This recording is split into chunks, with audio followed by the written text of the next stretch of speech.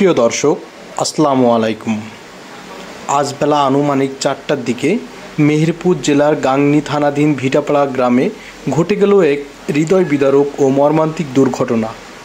বিদ্যুৎপৃষ্ট হয়ে একসঙ্গে প্রাণ হারালেন এক স্বামী ও স্ত্রী।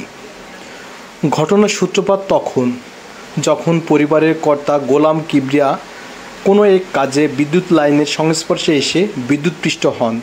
মুহূর্তের মধ্যে তার বড় মেয়ে চিৎকার করে ওঠে এবং ছুটে আসে বাবাকে বাঁচাতে। দুর্ভাগ্যজনকভাবে মেয়েটিও বিদ্যুতের ঝাঁকুনিতে আক্রান্ত হয় এবং মাটিতে লুটিয়ে পড়ে। এই হৃদয় বিদারক দৃশ্য দেখতে পেয়ে মা ছুটে আসেন মেয়ের চিৎকার শুনে। প্রাণপণে স্বামীকে বাঁচাতে গিয়েও স্ত্রী বিদ্যুৎপৃষ্ট হয়ে প্রাণ হারান।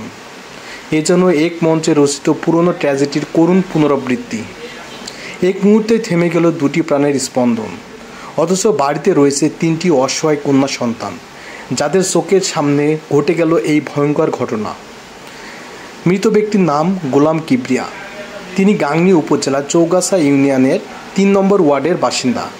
এই শোক সংবাদ শুধু একটি পরিবার নয়, পুরো এলাকার হৃদয় কাঁপিয়ে দিয়েছে।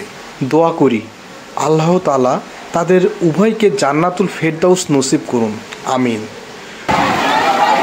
কি ঘটেছে সেটা একটু যদি আমাদের হচ্ছে, ওনার পাশের একটা বাড়ির মিটারের লাইন ছিল, সেই লাইনের সাথে সাইকেলটা লাগানো ছিল, আর 3 লাইনের সাথে ভাই ওটা সাইকেল নিয়ে এসে মাঠে যাবে, সাইকেল বের করতে যায়, ওনাকে কারেন্টে ধরে চিৎকার করে উঠলে ওনার যে বড় মেয়ে আছে, বড় মেয়ে যে ওর বাবাকে ধাক্কা মারে। বড় মেয়েকেও কারেন্ট শক করার পরে চিৎকারের পরে ওর মা আসে, ওর মা ওই সাইকেলের উপরে পড়ে যাওয়ার কারণে মেয়েটা সাইডে পড়ে যায়, যার কারণে বড় মেয়েটা বেঁচে গেছে, আর ভাই এবং ভাবি দুজনেই মারা গেছে। আচ্ছা, আপনার ভাইয়ের নাম কি? কিবরিয়া, গোলাম কিবরিয়া। এই গ্রামটার নাম কি? চৌগাছা 3 নম্বর ওয়ার্ড। কয়টা ছেলে মেয়ে? ওনার 3টা মেয়ে। 3টা মেয়ে। বয়স কেমন হবে?